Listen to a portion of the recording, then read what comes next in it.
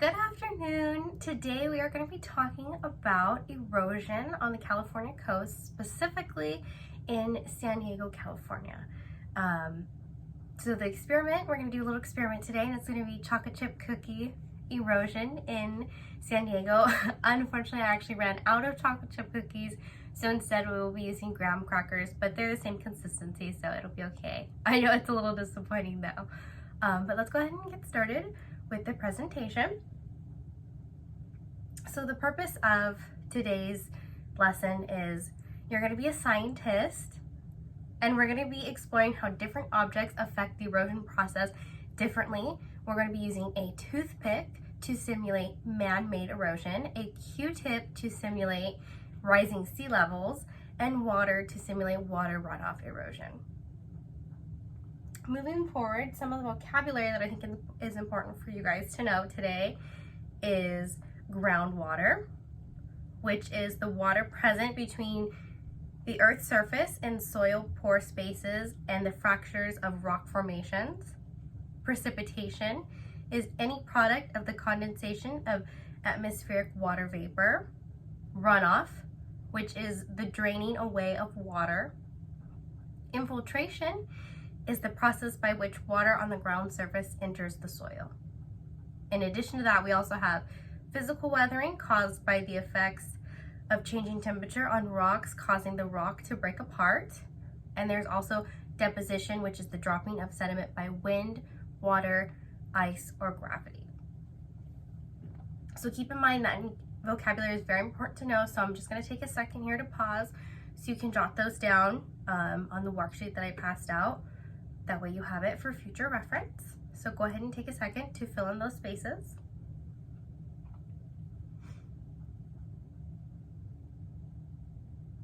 Okay, moving forward, we have our prior knowledge track. So do you remember last week when we learned about the water cycle? Can any of you help me name the 8 different parts of the water cycle? All right, let's just take a second here and think about it, okay? I know you guys know it. Perfect, one of them is groundwater recharge. That's awesome. So we're going to use what we learned about the water cycle last week and use it to see how it can affect the land through weathering and erosion in San Diego. So you may be wondering, what is the difference between weathering and erosion? And you know, to be honest, the both of them are kind of similar, but they are different. Weathering is the process of decomposing, breaking up, or changing the color of rocks. Weathering may be caused by the action of water, air, chemicals, plants, or animals.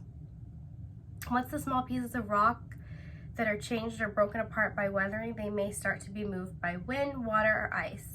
When the smaller rock pieces, now pebbles, sand, or soil, are moved by these natural forces, they're called erosion. So weathering is the process that breaks down the materials, whereas erosion is the natural forces that take away those pieces that have been weathered away.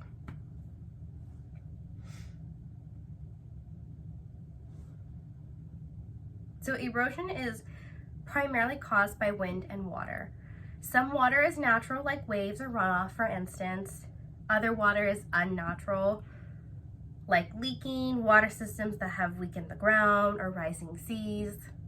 The rising water will be slamming waves on cliffs and bluffs instead of rolling in and out of sandy beaches. Even the beaches that are not entirely gone could be much smaller and have little to no dry sand at the higher tides. So here are some pictures of some weathering and erosion that's happening off the coast of California, specifically down in San Diego. This is Sunset Cliffs. So you can see the little sign there where it says unstable, stay back. Those are important to note for later on in our lesson because erosion plays a big part in the safety and danger of people. And the cliffs in San Diego are just eroding rapidly, which is very sad to see. So in this activity today, we're going to be investigating the different ways that San Diego's coastline is being eroded and how it happens in different ways and different rates. After each part of the investigation, we will record our observations, and based off these observations, we will determine which type of erosion has the most damaging effect. So remember, the Q-tip represents the rising sea levels, the toothpick represents human activity, such as construction or building homes, and water represents the rain runoff. So something that I'd like to ask you guys, based on the activity, how are weathering and erosion changing the coast of San Diego over time? So I want you guys to think about that. Take a second, write it down on your worksheet, and then we'll come back to that question at the end.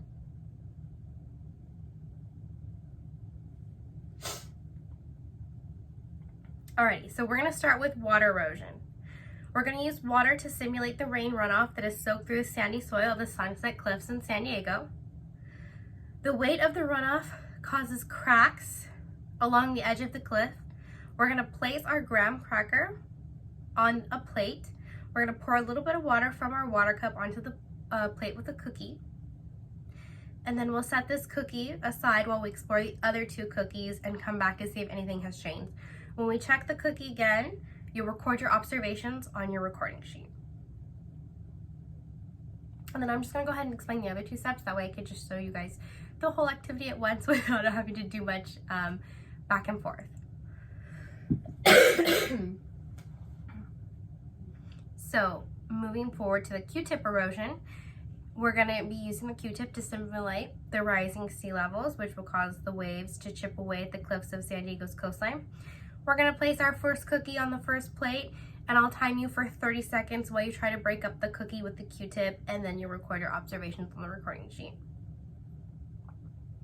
And then again, we'll do the same thing for the toothpick. I'll record you for those 30 seconds, and I will time you for those 30 seconds, and then you will record your observations at the end.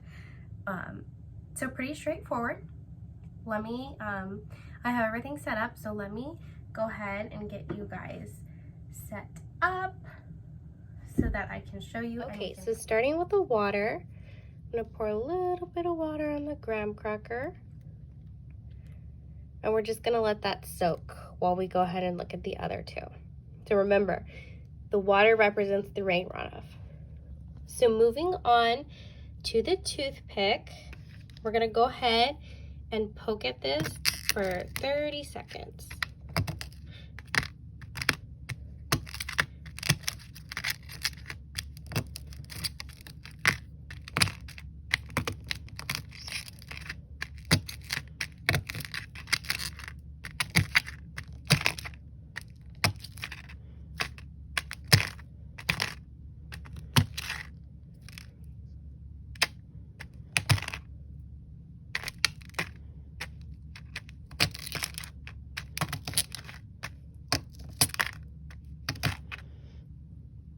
Okay, so now we're done with that portion, and now we're going to move on to the Q-tip. And again, we're going to go ahead and poke at this one for 30 seconds. This one might be a little bit harder.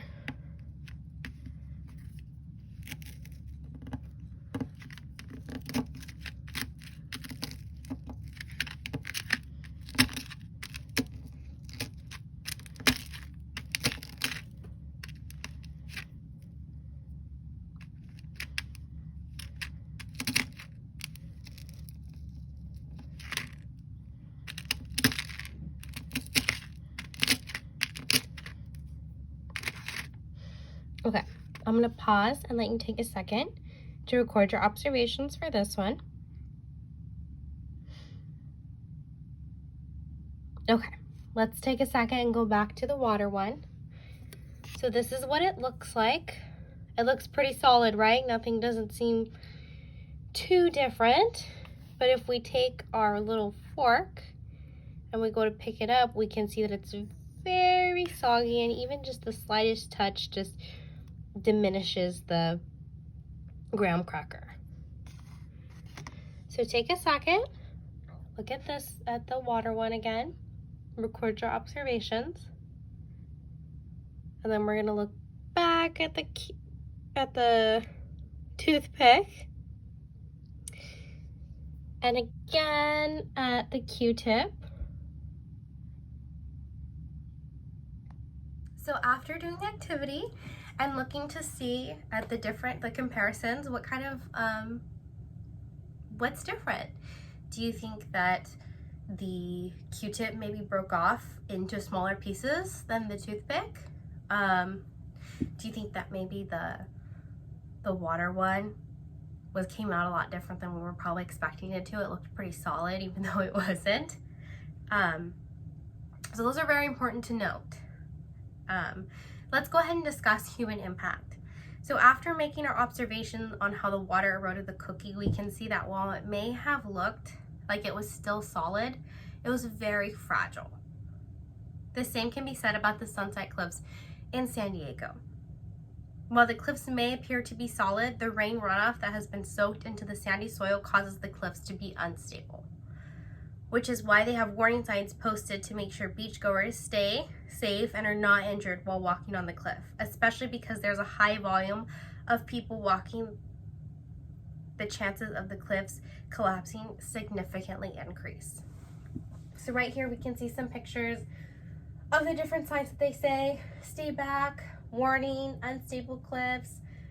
It's a very popular tourist attraction. There's high volumes of beachgoers who go every day, especially during the summer. And we just want to keep in mind and be careful so that we can protect ourselves and know that, you know, even though it looks okay and it looks safe, 9 times out of 10 it's probably not safe. So moving forward, I have a summative assessment question for you guys. Based on your observations of the different forms of erosion and weathering that are taking place on the coastline of San Diego, which one is the most effective and why?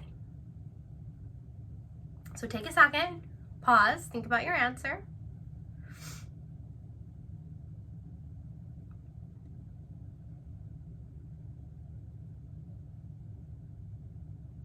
So the toothpick one probably might be the most effective, just because it takes off such big pieces, right? And that toothpick also represents that human impact, such as construction or building, and all of that construction that's going on definitely takes its toll on the coastline and the different areas within California and across the states. You know, it erodes at these areas at a much faster rate than maybe the other ones might.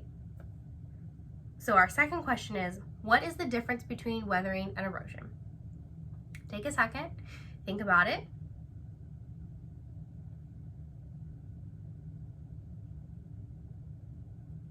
Okay, awesome. So weathering is going to be that breaking down of the materials and weathering them down into smaller pieces such as pebbles and soil, whereas erosion is that process that takes those items away, right? So thank you guys for being so awesome and sitting with me today. I really appreciated it, and I hope you have a great rest of your day.